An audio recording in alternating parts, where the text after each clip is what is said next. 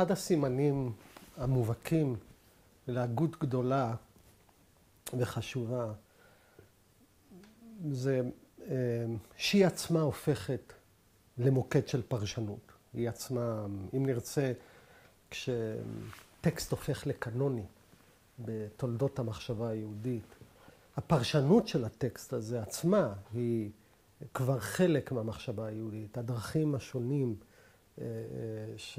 שונות שהטקסט הזה נקרא, היא עצמה התקדמות במחשבה היהודית. כן? הפירושים שמקבל מורה הנבוכים כבר במאה ה-13, המאה ה-14 והלאה. הדברים נכונים לכל טקסט קנוני. הרי בקבלה, כשאנחנו מדברים על הזוהר שעוד נעסוק בו, הרבה מההתפתחויות האחרות, המאוחרות יותר בקבלה, הם נכתבים כפירוש על ספר הזוהר.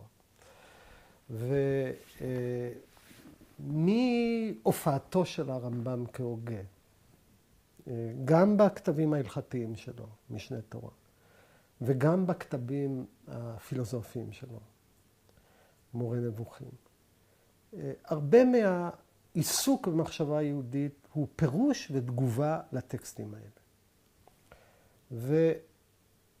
ואני רוצה להקדיש את הדיון המסכם שלנו בפילוסופיה היהודית של ימי הביניים, בתגובות המורכבות שההגות הזאת יוצרת. אנחנו יכולים להתחיל באיזשהו מובן בשדה ההלכה. הרמב"ם, כמו שאמרנו, מנסה ליצור גם תמורה בשדה ההלכה. הוא רוצה להפוך את ים התלמוד האסוציאטיבי, עם כל המחלוקות שיש בו, הלא מאורגן,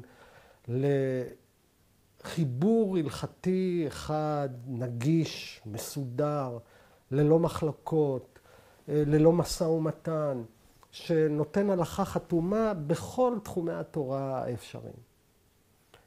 זה הישג.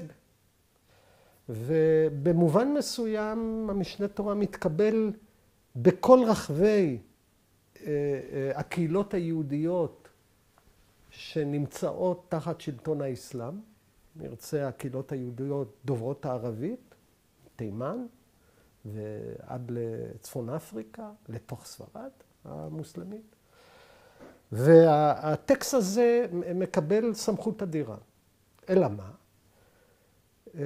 יש לנו בעלי הלכה אדירים שפועלים באשכנז, בגרמניה, בצרפת, בפרובנס, בדרום צרפת, שיש להם כבר מנהגים ומסורות וחידושי תורה מופלגים עצמאיים,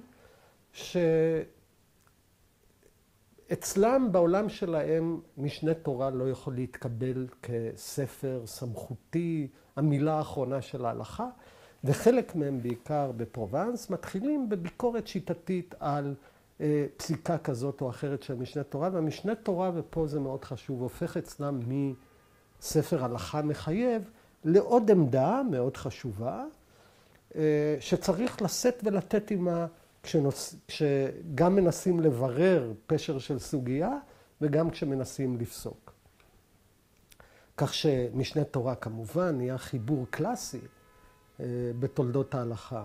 מקור אדיר גם לפסיקה וגם לעיון, אבל את ההישג הגדול שהוא רצה להשיג, אם נרצה, לייצר קוד הלכתי ברור, מוסמך, מובהק, מקובל, אחיד, הוא לא הצליח להשיג, אם נרצה אולי למזלנו, מבחינת ההבנה שלנו של תולדות ההלכה. אפשר לומר עוד דבר, שאם הרמב"ם חשב שבאמצעות המשנה תורה הוא ישים איזשהו גבול לדיון ההלכתי שהולך וגדל ולא נפסק, ויפנה מקום, אם נרצה, לעיסוק בחוכמות, במדע, במה שהוא הגדיר מעשה בראשית ומעשה מרכבה, הרמב"ם במובן מסוים תרם ושפך שמן למדורה שאותה הוא רצה אולי לכבות, כי במסורת הדורות של לומדי התורה, נגיד בעולם הישיבות, משנה תורה הוא לא המילה האחרונה. הוא עוד טקסט שעכשיו צריך לפרש, צריך להבין מה היו המקורות שלו, איך הוא הבין את הסוגיה. הוא נהיה בעצם מקור לא אכזב ללמדנות הולכת ומתעצמת, וזה מספיק לראות רק היום אפילו כשרואים בהדפסות החדשות של המשנה תורה, הטקסט נמצא באמצע, מסביב יש נושאי כלים, וספרות כבירה של למדנות תלמודית שנכתבת על משנה תורה בסוף המאה ה-19, בתחילת המאה ה-20, עד לימינו. זה בכל מה שנוגע לעולם ההלכתי. הרמב"ם כמובן מנסה, כמו שאמרנו, לייצר תמורה מאוד עמוקה בהגות הדתית. והעולם, המסר שלו מתקבל ביחסים של, הייתי אומר, הערצה והשפעה אדירה, וביחסים של התנגדות לא פחותה. ולא מעט מתולדות ההגות היהודית, במאות ה-13, ה-14, הם בעצם ההתמודדות עם האיש הגדול הזה שהותיר מורשת כל כך מורכבת. ב-1232, לא מעט אחרי פטירתו של הרמב"ם, הרמב"ם נפטר ב-1204, מתפתח עימות אלים, ממש אלים, בפרובנס, על ההגות של הרמב"ם. בין מתנגדיו ותומכיו של הרמב"ם, זה אחד ממלחמות התרבות הקשות של העולם היהודי. הוא אגב לא לחינם מתפתח דווקא בפרובנס, שם יש לנו מצד אחד המסורות האשכנזיות, הצרפתיות, שלא קשורות בכלל להתמודדות עם הפילוסופיה. מצד אחד יש לנו את המרכיבים האלה, מצד שני יש לנו את מפעלי התרגום האדירים שמחוללים הפליטים האנדלוסים שמגיעים לפרובנס, בין היתר תרגום של מורה הנבוכים. המפגש הזה במרחב אחד יוצר מאבק תרבותי אדיר, ויש לא מעט אנשים, לא מעט בעלי הלכה גדולים, שרואים ברמב"ם איום על מסורת ישראל.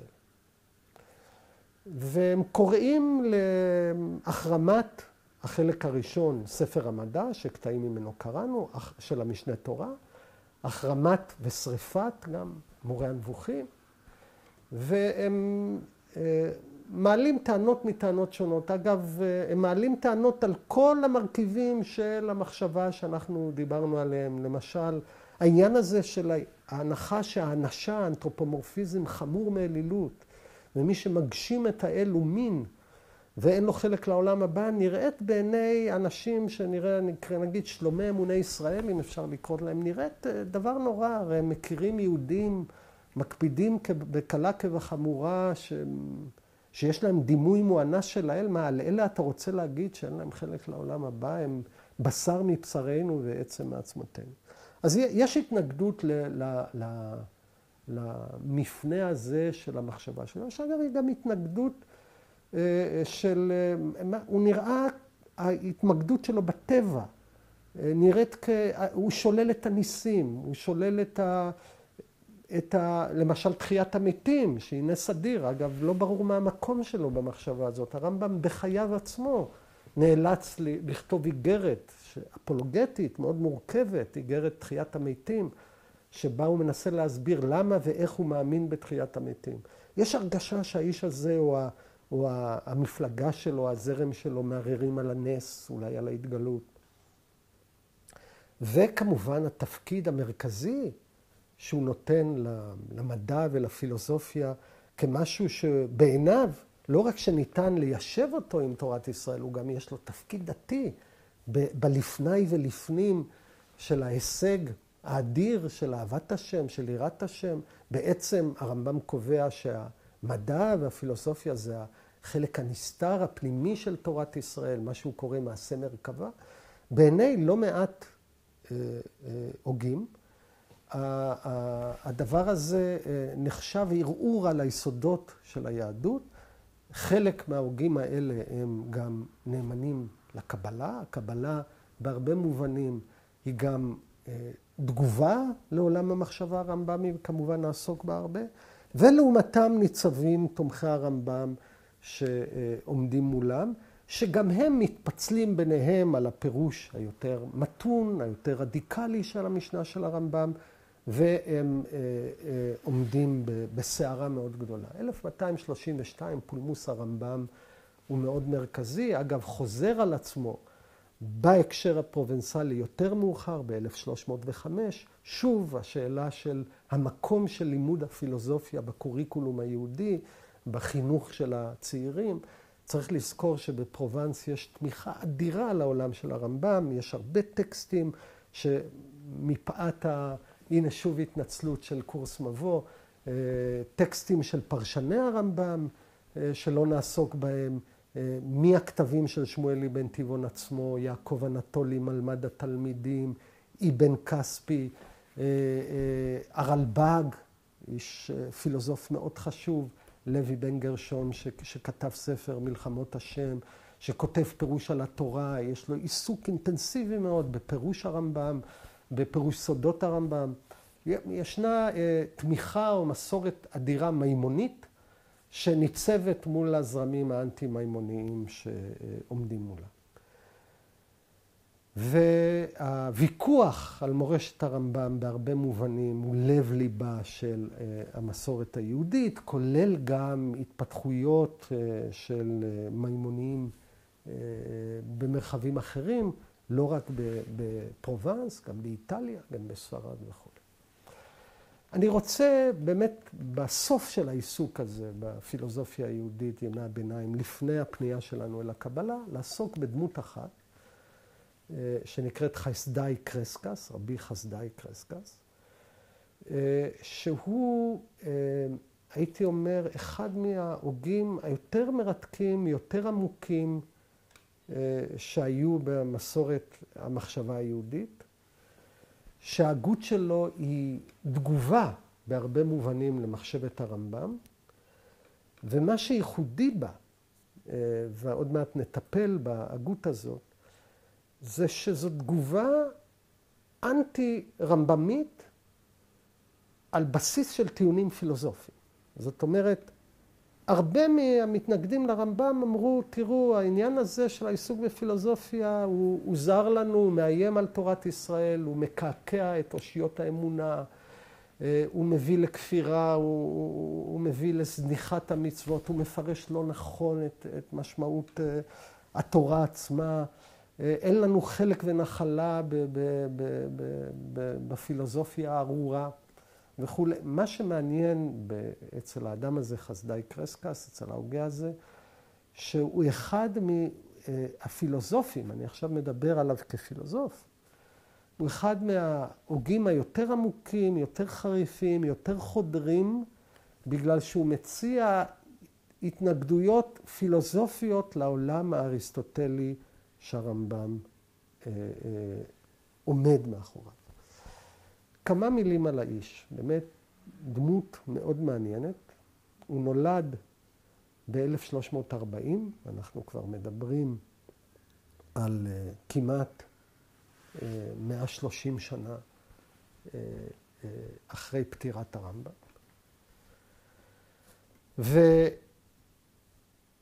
והוא יהודי שנולד ופועל במרחב שאנחנו קוראים לו קטלוניה.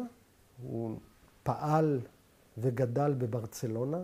הוא אחרי זה היה רבה של כל ממלכת ארגון, קטלוניה, הוא היה רב בסרגוסה.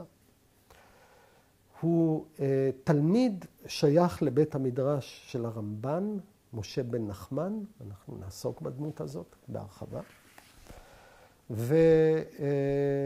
והיה תלמידיו באסכולה הזאת של הרמב"ן, המורה שלו, אדם שנקרא רבי ניסים גרונדי, גם דמות חשובה בתולדות המחשבה היהודית ובעל הלכה גדול כמו קרסקס. קרסקס עצמו, חסדאי קרסקס, היה חוץ מפילוסוף חשוב גם פוסק, מוכר כסמכות ההלכתית של המרחב היהודי. אדם שאגב גם היה מאוד קרוב למלכות הארגונית, היה שייך לחצר המלומדים של המלך פייר, ומכאן גם קשרים עמוקים שלו עם מלומדים נוצרים. הוא גם ייצג את הקהילה היהודית בחצר המלוכה. אגב, ביוגרפית, העבודה שלו, לא מעט מההגות שלו, היא גם תוצר של אחד מהאירועים הנוראים, הטרגיים ביותר בתולדות ישראל, וזה, הייתי אומר, ההתקפה על הקהילות היהודיות ב-1391 בקסטיליה, בדרום. היא מתחילה בקסטיליה, במקומות כמו טולדו ואחרים. מתחילה תנועת תעמולה נוצרית, שהיא גם נעזרת בחולשה של מוסדות המלוכה המרכזיים שמגינים על יהודים. מתחילה תנועת תעמולה נוצרית מאוד חריפה, יש שם מאות הרוגים בפרעות שמחייבים את היהודים או להתנצר או למות.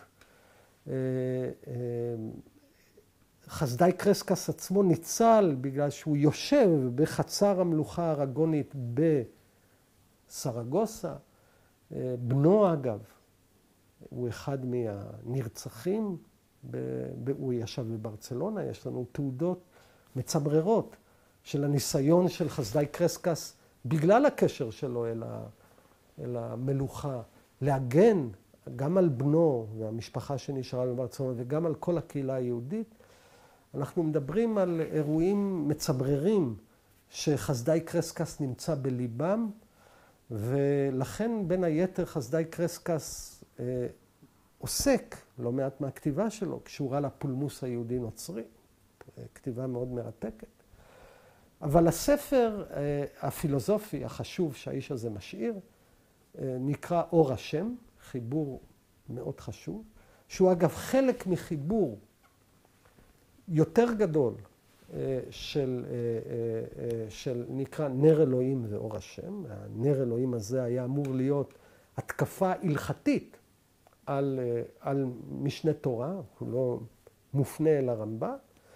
ישנם היסטוריונים כמו יצחק בר ואחרים שטענו שלא מעט מההתקפה של חסדאי קרסקס על המחשבה של הרמב"ם היא טענה שההשפעה של הפילוסופיה היהודית בחוגים הרחבים של יהדות ספרד בעצם הותירה אותם חסרי הגנה מול הנצרות, כי הפילוסופים אומרים שהדבר החשוב הוא ידיעת החוכמה, הדת עצמה היא מכשיר לחיים חברתיים יציבים, אתה גם אם כך יכול לעבור מיהדות לנצרות. יש פה איזושהי טענה מידת הנכונות ההיסטורית שלה היא בסימן שאלה, אבל עדיין היא עולה בטקסטים יהודיים. יכול להיות שגם חסדאי קרסקס עצמו שותף לראייה הזאת של השפעת הרמב"ם על העולם היהודי. ומה שיש לנו זה חיבור מאוד חשוב, כתוב בצורה מאוד קצרה, מתומצתת, עמוקה מאוד, אור השם, שהוא בעצם מין תגובה להגות של הרמב"ם. עכשיו אני אומר, תגובות להגות של הרמב"ם נכתבות בכל מיני הקשרים. מה שמייחד את הספר הזה, חוקרים של קרסקס בני ימינו, בני דורנו, זאב הרווי, אביעזר רביצקי, שכתבו על החיבור הזה, עומדים על העניינים האלה. ומה שמאפיין אותו ומרתק בו, זאת התקפה פילוסופית על המדע האריסטוטלי, ומכאן גם התרומה האדירה של החיבור הקטן הזה לתולדות ההגות המדעית והפילוסופית הכללית, בגלל קורה פה דבר מאוד מעניין. היות והאיש הזה נזקק באיזשהו מובן לבקר את הרמב"ם, וכפילוסוף הוא מבקר את ההנחות הפילוסופיות של הרמב"ם, דהיינו את התורה האריסטוטלית, הוא תורם תרומה משמעותית למעבר מהמדע האריסטוטלי אל המדע החדש המודרני. לכן הטקסט הקטן הזה, אור השם, הדחוס הזה, הוא לא רק תרומה להגות היהודית, יש בו כבר ניצנים מאוד מעניינים של המעבר מהמדע האריסטוטלי, הפילוסופיה האריסטוטלית ששולטת בימי הביניים, אל המדע החדש או הפילוסופיה החדשה. בזה קרסקס הוא כבר חלק מתנועה שלמה במאה ה-14 של סכולסטיקנים, של פילוסופים מדענים, אנשי מדע נוצרים, שהוא אגב עומד איתם במגע, שמתחילים לערער על המדע האריסטוטלי. אני רוצה להגיד בהקשר הזה כמה דברים, רק בראשי פרקים, כדי להבין את העוצמה של האיש הזה. המדע האריסטוטלי, אגב, והרמב"ם נסמך עליו, רואה את היקום כיקום סגור. יש לנו, במרכז היקום הזה נמצא כדור הארץ, שכל העולם החומרי שכדור הארץ הוא חלק ממנו בנוי מ4 יסודות. יש לנו אוויר ומים ואש ואדמה, וכל אובייקט בעולם הוא בעצם תרכובת יחסית שונה של היסודות האלה. ליסודות האלה יש מקום טבעי, קונצנטרי, כאילו למטה, או במרכיב הפנימי, הוא האדמה הכבדה, מעליה המים, האוויר, האש, ביסודות מעגליים. התנועה, אגב, לפי אריסטו, היא תנועה אל המקום הטבעי של הדבר, כן?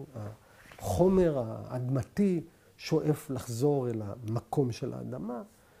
לדברים התנועה היא תכליתית. מעל החומר נמצאים גלגלים שבנויים מיסוד חומרי חמישי שנקרא אתר. הגלגלים האלה קבועים, זה הכוכבים, כוכבי הלכת קבועים בגלגל שינה, כמו בצל, אגב, הדימוי הזה של בצל שיש לו, היקום הוא מין בצל עם גלדים, אגב, זה דימוי שנמצא כבר במשנה תורה עצמו. היקום הוא סגור, אגב, אריסטו חשב שאין ריק בעולם, הריק הוא לא קיים בעולם. ואחד הדברים המעניינים, שתוך כדי הניסיון של קרסקס, חסדאי קרסקס, לקעקע את תמונת העולם האריסטוטלי, זה השלילה של הרעיון של היקום הסגור. לפי קרסקס, אגב, זו תמורה אדירה בפיזיקה. לפי קרסקס, העולם, המרחב הוא אינסופי, הוא לא סגור. אריסטו, אגב, כפילוסוף, כאיש מדע, טען שאין אינסוף בפועל. אגב, זו טענה מעניינת על האינסוף. הוא אומר, הרי כל אינסוף, אם נתחיל לספור מספרים לכיוון האינסוף, אף פעם הוא לא יהיה בפועל, כי לכל מספר שנגיע אפשר יהיה להוסיף עוד מספר. האינסוף הוא רק פוטנציה. קרסקס, אגב, כמו לא מעט אנשים במדע המודרני, גרסו שהאינסוף יכול להתקיים בפועל. אגב, זה המרחב הוא אינסוף בפועל. ולכן יש לנו גם לא רק יקום אחד, אלא יש לנו הרבה יקומים בעולם. אגב, גם הזמן אצל קרסקס הוא אינסופי בפועל.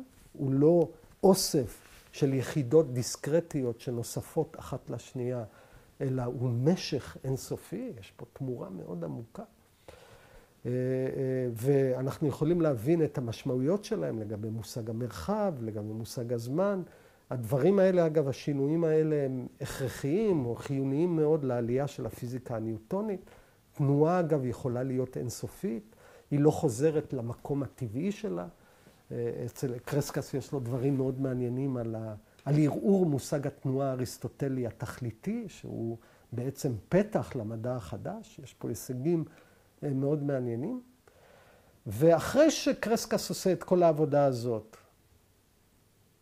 שיש לה גם השלכות תיאולוגיות מאוד מעניינות, דתיות מאוד מעניינות, הוא אומר, תראו, כל העניין הזה שאפשר לבסס אמונה על פילוסופיה, הוא עניין חסר פשר מנקודת מבט פילוסופית. כי התשתיות הפילוסופיות של הניסיון הזה מעורערות. וקרסקס נוקט בעמדה מאוד מעניינת. הוא אומר לנו, כשאנחנו בוחנים את אמונות התורה, אנחנו צריכים לשאול את עצמנו את השאלה הבאה. מהי האמונה שהתורה מחייבת?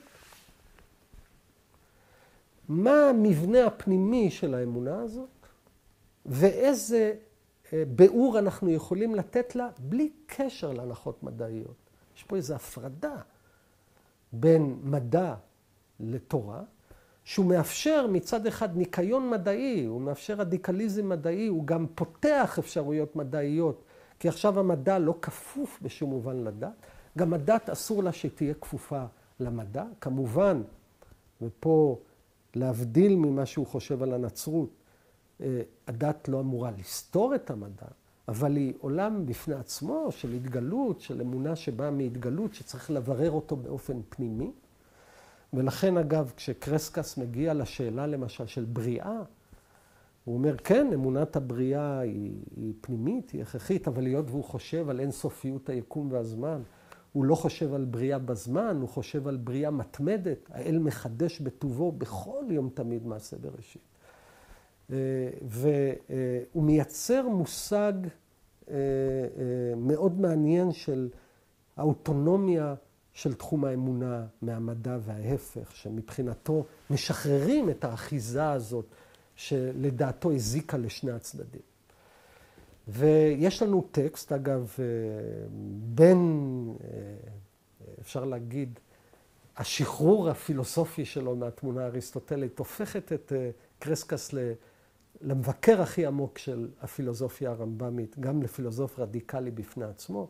אחד הדוקטרינות, אגב, שקרסקס מאמין בהם, שמאוד נדירות בהגות היהודית, הוא מאמין בדטרמיניזם, הוא חושב שאין לנו חופש בחירה, הוא חושב שמעשיו של אדם נקבעים על ידי מערכת סיבתית שמניעה אותו, ובמובן הזה יצור צפוי, או אם ננסח את העיקרון הדטרמיניסטי הקלאסי, איך שהוא מנסח בפילוסופיה בת ימינו, עבר אחד, עתיד אחד. זאת אומרת, אם היינו יודעים את כל החוקים והנסיבות שמפעילים את העבר, היינו גם יכולים לצפות את העתיד. אין לנו חופש בחירה. יש לנו מניעים פנימיים, יש לנו, הרצון שלנו, לא כל מה שאנחנו עושים נגזר עלינו, כפוי עלינו מבחוץ. גם המוטיבציות הפנימיות לנו, שמגדירות את העצמי, יש סיבתיות עצמית, היא פנימית לנו. אגב, זה דבר שכנראה שפינוזה, שקרא את אור השם והושפע מאור השם כחיבור, כנראה גם מקבל, גם אגב שאלות שקשורות למושג האינסוף אולי. וקרסקס הוא דטרמיניסט.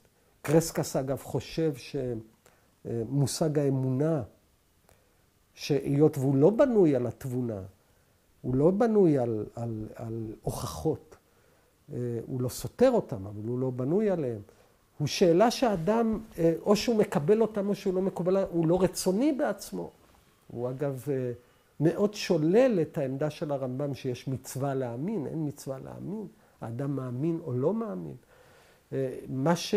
מה שניתן לצפות ממנו כגורם שהוא כופר או לא כופר, זה לא השאלה אם הוא מחזיק באמונה הזאת או אחרת, זה אלא היחס שלו לאמונה. דהיינו, בשביל הרמב"ם, בשביל קרסקס, אתאיסט מתייסר, שמחפש את האל ולא יכול להאמין בו, הוא הרבה יותר נעלה וחשוב ממאמין מדוכדך שמצטער על זה שהוא מאמין ואין לו ברירה אלא להאמין. קרסקס פה כבר בקריאות של, כבר מזהים איזה יסודות, אם נרצה, קיומיים של מושג האמונה, לא כטענה, החזקה באיזושהי טענה, בכמיהה לתמונת עולם מסוימת. יש כאלה שרואים אפילו ביסודות של קרסקס איזה מין הקדמה לתפיסות קיומיות מודרניות של מושג האמונה שעוד נעסוק בהן. כך שיש לנו פה הגות שהיא תוצר מגיב של מחשבת הרמב"ם, שמה שמייחד אותה כהגות זה ביקורת פילוסופית על הפילוסופיה, שפותחת מרחבים חדשים בתחום המדע, ופותחת יסודות מאוד עמוקים בדת. ואחת השאלות, ופה אנחנו נסיים את המהלך הזה של הפילוסופיה היהודית בימי הביניים, שמעלה קרסקס, והן מהותיות לקרסקס. הן קשורות בעצם במושג האהבה והשמחה. קרסקס באיזשהו מובן כמו הרמב"ם הוא פילוסוף של אהבה. אבל ראינו שהרמב"ם קושר את האהבה, כורך אותה בהכרה. ההכרה היא החוכמה, המדיום, הידיעה, על פי הדעה, על פי האהבה, כן? ככל שאתה יודע יותר, אתה אוהב יותר. אצל קרסקס היסודות, אם נרצה, הרצוניים,